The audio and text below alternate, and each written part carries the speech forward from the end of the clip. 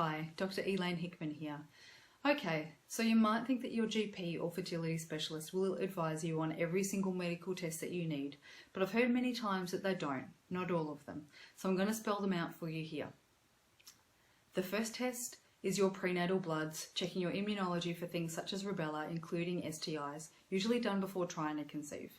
Organised via your GP is fine. It's also a good idea to have a pap smear if due and a dental checkup. Ask your GP to include in the above blood test request your vitamin D, iron levels and thyroid function. Some GPs are thorough with these things, some are not. If you've been trying for over 12 months or 6 months if you're over 35, the second test to get is what we call your base hormone levels. That is your hormone levels at day 2 or 3 of your cycle. Between 2 and 5 is okay. GPs aren't always aware of the ideal timing of these hormone tests. They need to request tests for FSH, LH, estradiol, prolactin, testosterone, thyroid levels if not recently done, and day 21 progesterone, or whichever halfway between when you ovulate to when you bleed is, what is called your luteal phase.